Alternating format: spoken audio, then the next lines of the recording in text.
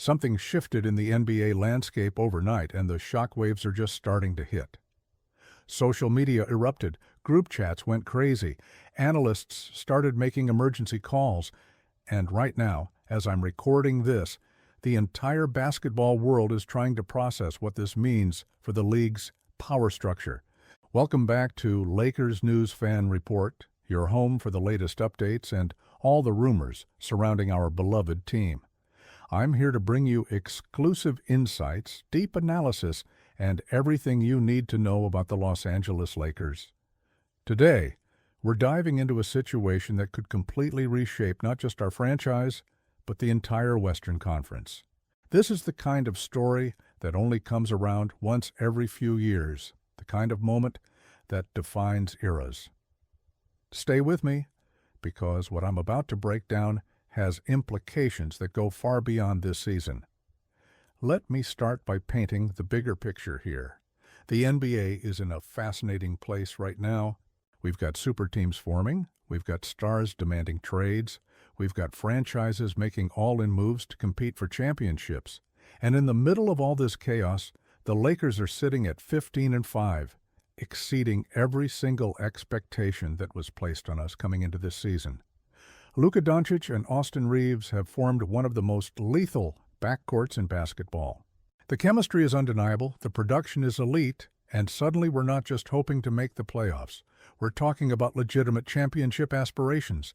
But here's where things get complicated, where the conversation shifts from celebrating what we have to asking whether we should risk it all for something potentially greater. Because while we've been winning games and building momentum, something major has been developing elsewhere in the league. Something that involves one of the most dominant players of this generation. Something that the Golden State Warriors have apparently confirmed, and it's sending ripples through every front office in the NBA. Giannis Antetokounmpo, the Greek freak, two-time MVP, NBA champion. One of the 5 best players on the planet, and suddenly his future in Milwaukee is very much in question. It started with social media activity, or more accurately, the lack of it. Giannis deleted Milwaukee Bucks content from his accounts, and anyone who follows the NBA knows that's never just a coincidence. That's a statement. That's a message being sent. And then came the reports from Shams Charania at ESPN, confirming that Giannis and his agent, Alex Saratzis, are having serious conversations with the Bucks organization about whether Milwaukee is still the best fit for his career. Now, before I go any further, I need to address the elephant in the room. The Golden State Warriors have confirmed their interest in Giannis. They're making moves, they're positioning themselves, they're doing everything they can to create a scenario where they can land him. And that should terrify every other team in the West, because imagine Giannis in Golden State's system, with their spacing, with their championship culture. That's a nightmare scenario for the rest of us. But here's the thing that should excite Lakers fans. We're not just sitting on the sidelines watching this unfold. We have assets, we have appeal, we have the opportunity to get involved in this conversation. So let me ask you something, and I want you to really think about this.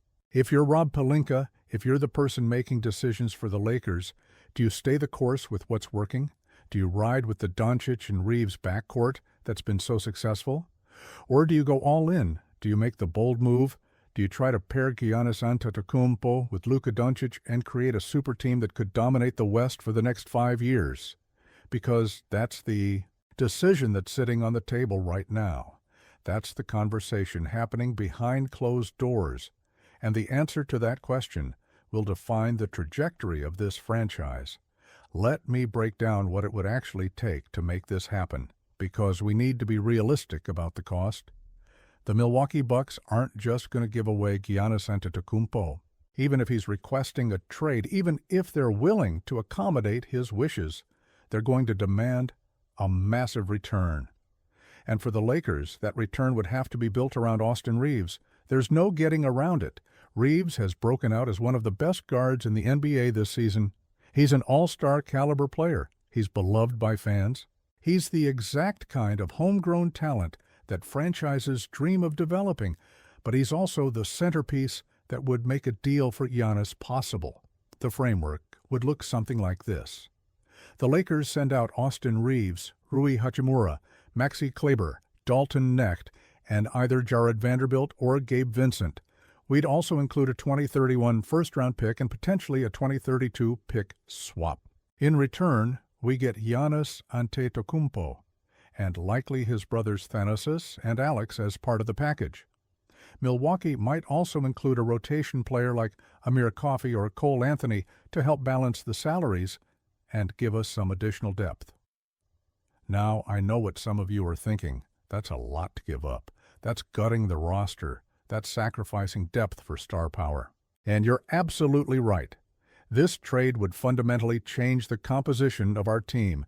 We'd be losing Reeves's playmaking, his shooting, his ability to create his own shot. We'd be losing Hachimura's versatility and scoring punch. We'd be losing young talent and connect. But here's what we'd be gaining. Giannis Antetokounmpo, a player who can dominate on both ends of the floor in ways that almost nobody else in the league can match. Think about what Giannis brings to the table. He's averaging close to 30 points per game this season. He's one of the best rebounders in basketball. He's a legitimate defensive anchor who can protect the rim and switch onto guards on the perimeter. He's a two-time MVP who's proven he can be the best player on a championship team. And most importantly, he's only 30 years old. He turns 31 on December 6th, which means we'd be getting him right in the middle of his prime, with several elite years still ahead of him. The fit with Luka Doncic is what really makes this intriguing. Luka is a maestro with the basketball, one of the best playmakers and scorers in the NBA. But pairing him with Giannis creates something special. You've got Luka orchestrating the offense, picking apart defenses with his passing and shot creation. And then you've got Giannis as the ultimate lob threat, the rim runner, the guy who can finish everything Luka creates. On defense, Giannis would be the anchor we've been missing, the guy who can erase mistakes and protect the paint. That's a championship formula. That's the kind of 1-2 punch that can beat anybody in a 7-game series. And let's not forget about LeBron James in all of this. Now, the reports suggest this might be LeBron's final season in Los Angeles, regardless of what happens. His contract is up this summer, and there's genuine uncertainty about whether he'll retire or continue playing elsewhere. But imagine if we could convince him to run it back for one more year with Giannis and Luka. That's 3 generational talents on the same roster. That's the kind of situation where you're not just competing for a championship, you're the overwhelming favorite. But let's be realistic about the challenges here. First and foremost, the Milwaukee Bucks have to be willing to trade Giannis, and that's far from guaranteed. He's their franchise player, the face of their organization, the guy who brought them a championship. Trading him would be admitting that era is over, and that's a difficult pill for any franchise to swallow. There's also the question of where Giannis wants to go. Reports suggest he might prefer the New York Knicks over Los Angeles. The Warriors have confirmed their interest. There are going to be multiple teams bidding for his services, and we'd need to convince both Milwaukee and Giannis that LA is the right destination. The salary cap logistics are also incredibly complex. The Lakers are operating under a first-apron hard cap that limits our maximum payroll to $195.9 million. Making this trade work requires surgical precision with the numbers. We'd have to move multiple contracts. We'd have to navigate roster requirements. We'd have to time everything perfectly around the February 5th trade deadline. It's doable, but it requires everyone involved to be on board and willing to work through the complications. And then there's the question of what happens after the trade. Let's say we pull this off, we get Giannis, we pair him with Luka. What does the rest of the roster look like? We'd have Marcus Smart running the point, providing veteran leadership and defensive intensity. We'd have Gabe Vincent as a backup guard if we can keep him in the deal. We'd have DeAndre Ayton and Jackson Hayes at center. We'd have wings like Jake LaRavia, Giannis Antetokounmpo, rookie Adu Thiero, and whoever we get back from Milwaukee. And of course, we'd have LeBron James if he decides to stay. Is that enough depth to compete with teams like the Oklahoma City Thunder, who have one of the deepest rosters in the league? Maybe not immediately. We'd likely need to scour the buyout market, sign some veterans looking for championship opportunities, and hope that our two-way players can step up when needed. But here's my perspective on this. When you have a chance to pair two top 10 players in their primes, you do it. You figure out the depth later. You find the role players. You make it work. Because opportunities like this don't come around often. Compare this to the Luka Doncic trade that brought him to Los Angeles. That deal cost us Anthony Davis, significant draft capital, and other pieces. But look at what we got. Luka has been everything we hoped for and more. He's transformed our offense, elevated our ceiling, and given us a franchise cornerstone for the next decade. The Giannis trade would be similar. Yes, we'd be giving up Austin Reeves, who could very well be an all-star for years to come. But we'd be getting a player who's already proven he's one of the absolute best in the world. Now, let's talk about the summer and what comes next if we make this move. LeBron's contract comes off the books, which would give us significant financial flexibility. We'd have Giannis and Luka under contract as our foundation. With a projected salary cap of $166 million and only a few players on the books, we could have around $36 million in cap room to work with. That number adjusts depending on whether DeAndre Ayton and Marcus Smart opt into their contracts, but even in the worst-case scenario, we'd have close to $25 million to spend, plus the room mid-level exception. The 2026 free agent class is loaded with talent. Trae Young, Kobe White, Quentin Grimes, Keon Ellis, Ayo Dosunmu, Benedict Mathurin, Jalen Duren, Walker Kessler, Tari Eason. These are impact players who could fill out our roster and provide the depth we'd need to make a serious championship run. Imagine adding a young center like Duren or Kessler to play alongside Giannis. Imagine bringing in a shooter like Grimes to space the floor for Luka. Suddenly, the roster doesn't look so thin anymore. Suddenly, we're talking about a team that can go 3 or 4 deep at every position.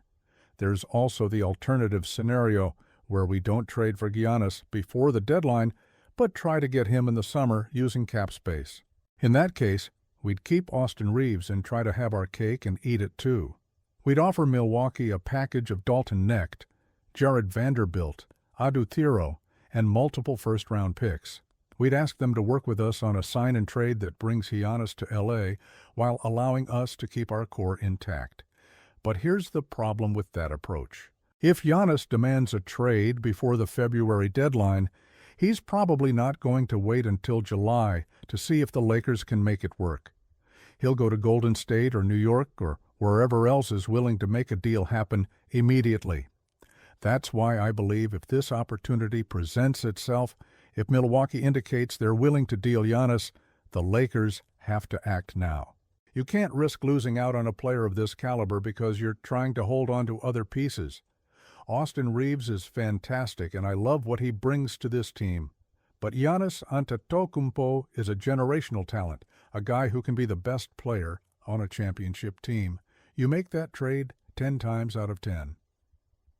The other factor to consider is the Warriors' involvement. Golden State confirming their interest in Giannis should light a fire under every other contender in the West. If the Warriors land him, they immediately become the favorites to win the championship. Steph Curry is still playing at an elite level. Draymond Green is still one of the best defenders in basketball. Add Giannis to that mix, and you've got a team that's nearly impossible to beat in a playoff series.